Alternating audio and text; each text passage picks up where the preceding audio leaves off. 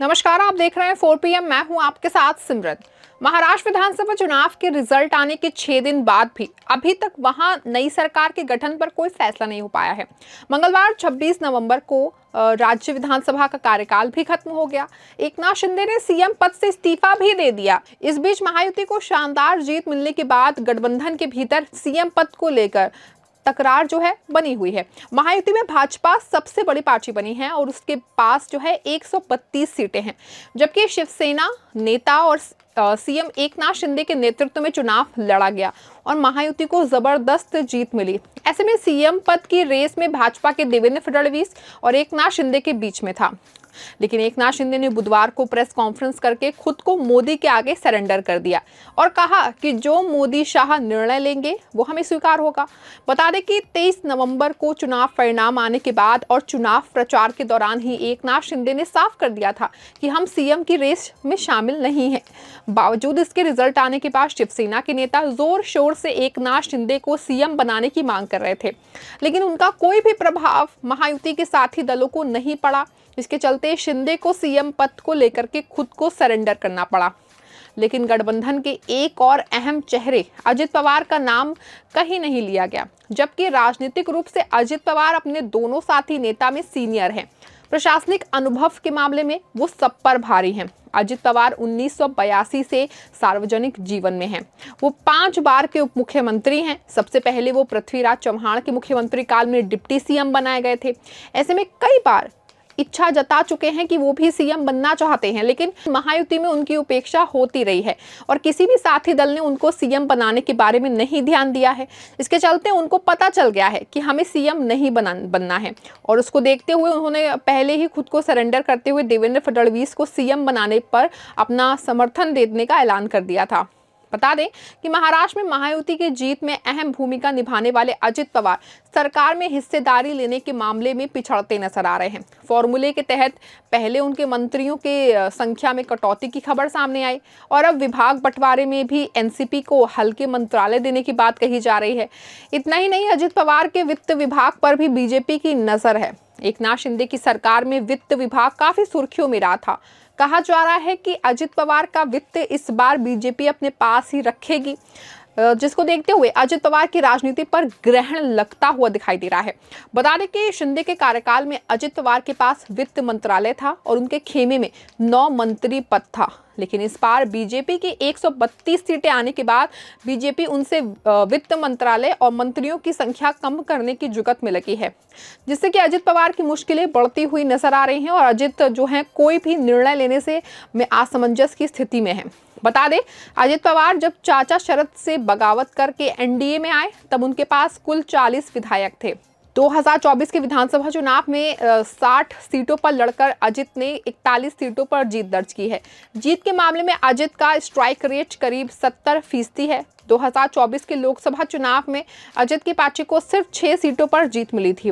विधानसभा चुनाव में अजित के इस मजबूत वापसी के बाद उनके कद बढ़ाए जाने की चर्चा थी, लेकिन विभाग बंटवारे और मंत्रियों की संख्या में उन्हें झटका लगता दिख रहा है। बता दें कि एकनाथ शिंदे की सरकार में अजित पवार के 9 मंत्री थे, वहीं अब नई सरकार में तय फॉर्मूले के तहत अजित को सिर्फ 7 मंत्री पद मिलने की बात कही जा रही है।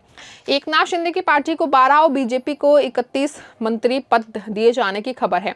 सांकेतिक भागीदारी के तहत छोटी पार्टियों को भी मंत्री पद देने की कहा जा रहा है। वहीं पिछली सरकार में अजित के पास डिप्टी स्पीकर का भी पद था, लेकिन इस बार उन्हें डिप्टी स्पीकर का पद मिले इसकी गुंजाइश जो है वो कम है। डिप्टी स्पीकर पद पर एकनाथ शिंदे की पार्टी दावेदारी कर रही है। शिंदे की पार्टी सरकार में बीजेपी के बाद दूसरी सबसे बड़ी पार्टी है। वहीं शिंदे पिछली सरकार में मुख्यमंत्री के पद पर काबिज थे, जिस पर इस सरकार में उन्होंने दावेदारी छोड़ दी है। जानकारी के अनुसार महाराष्ट्र में गृह, वित्त, राजस्व, कार्मिक और लोक निर्माण विभाग की गिनती टॉप 5 विभागों में होती है। जो जानकारी सामने आ रही है उसके मुताबिक बीजेपी गृह, वित्त और राजस्व जैसे अहम विभाग अपने पास रखेगी। वहीं एकनाथ शिंदे की पार्टी को शहरी विकास और पीडब्ल्यूडी जैसे महत्वपूर्ण मंत्रालय दिए जाने का फैसला हुआ है। अजित पवार के एनसीपी को कृषि, सिंचाई, खाद्य आपूर्ति जैसे विभाग देने पर सहमति बनी है। अजित को महाराष्ट्र के टॉप 5 में से एक भी विभाग नहीं दिए जा रहे हैं। बता दें कि वित्त विभाग अभी महाराष्ट्र की सियासत का सबसे चर्चित विभाग है। महाराष्ट्र में लाडली बहन जैसे कई योजनाओं के लिए इसी विभाग से पैसे दिए जा रहे हैं। इस योजना को बरकरार रखना एक बड़ी चुनौती है। रिजर्व बैंक ऑफ इंडिया के मुताबिक राज्य पर 7,82,000 करोड़ का कर्ज है। ऐसी स्थिति में वित्त मंत्रालय अपने पास रखकर बीजेपी क्रॉसिंग मैनेजमेंट करना चाहती है। वहीं पिछली बार जो है अजित पवार अपने विधायकों को ज्यादा फंड देने का आरोप लगा था। इसकी वजह से कई बार अजित की कैबिनेट बैठक में मंत्रियों से बहस तक हो गई थी। बीजेपी इस बार ऐसी कोई परिस्थिति नहीं बनने देना चाहती है। वहीं क्रेडिट भी एक अहम मामला है।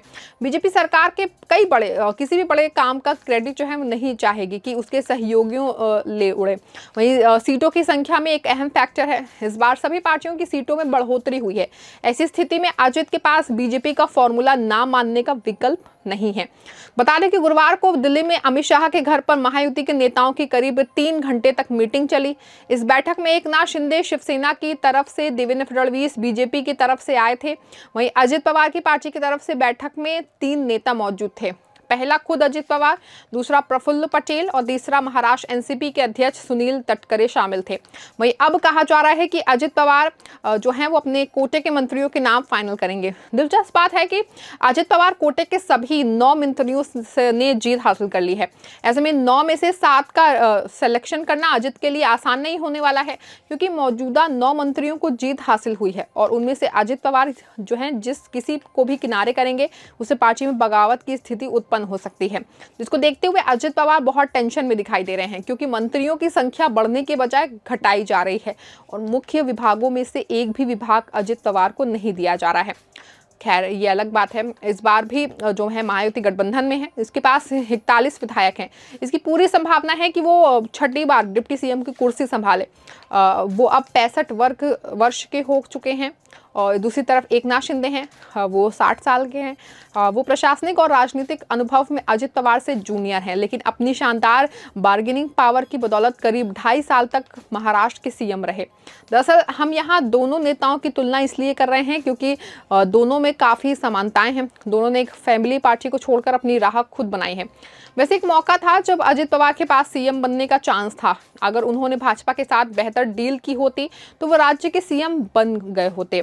जिस तरह से एकनाथ शिंदे ने भाजपा के साथ डील करके जून 2022 में राज्य में सीएम की कुर्सी हासिल कर ली और ऐसा संभव था कि उनके सीएम बनने पर उनके गुरु और चाचा शरद पवार भी नाराज नहीं होते। वहीं ये बात 23 नवंबर 2019 की है। उस वक्त एनसीपी दो फाड़ नहीं हुई थी। शरद पवार के पास अजित पवार एनसीपी के दूसरे सबसे बड़े नेता थे। पार्टी प्रदेश संगठन में उनकी तूती बोलती थी। फिर उन्होंने 2019 के विधानसभा चुनाव के बाद शरद पवार की अनुमति के बगैर भाजपा के साथ डील करके सरकार बना ली।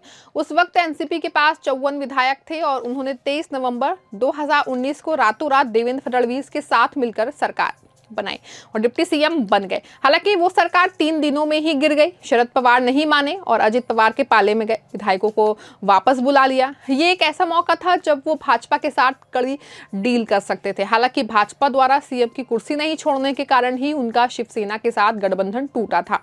वहीं अब आप सोच रहे होंगे कि ये कैसे हो सकता था, लेकिन ये हो सकता था क्योंकि चंद महीनों बाद भाजपा ने ये बात मान ली। भाजपा ने शिवसेना को तोड़ करके आए एकनाथ शिंदे को सीएम की कुर्सी थमा दी, जबकि उनके पास करीब 40 विधायक थे। अजित पवार उस वक्त भी पिछड़ गए। ये जो चुनाव नतीजे आने के बाद से ही भाजपा के साथ आना चाहते थे, लेकिन चाचा शरद पवार की वजह से वो ऐसा नहीं कर पाए थे। अंततः उन्होंने जुलाई 2023 में वही काम किया जो नवंबर 2019 में किया था। एनसीपी के एक बड़े धड़े को अपने साथ लेकर वो महायुति में शामिल हो गए। बता दें कि महायुति में एकनाथ शिंदे के शिवसेना के पास भी 40 विधायक थे और अजित के एनसीपी के पास भी 40 विधायक थे, लेकिन एकनाथ शिंदे ने सही समय पर भाजपा के साथ सही डील की, क्योंकि अजित पवार इस खेल में पिछड़ गए और नवंबर 2019 में अगर अजित पवार भाजपा के साथ डील करते, सीएम की कुर्सी हासिल करने में सफल होते, तो आज महाराष्ट्र और एनसीपी की जो राजनीति है वो कुछ अलग ही होती और आज अजित पवार का कद जो है वो महायुति में कहीं और होता। वहीं अब आने वाला वक्त तय करेगा कि मंत्रियों की संख्या घटने के बाद अजित पवार क्या स्टैंड लेते हैं। आने वाले वक्त में ये सब कुछ साफ हो जाएगा। इस खबर बस इतना ही। आप देखते रहें 4 PM। धन्यवाद।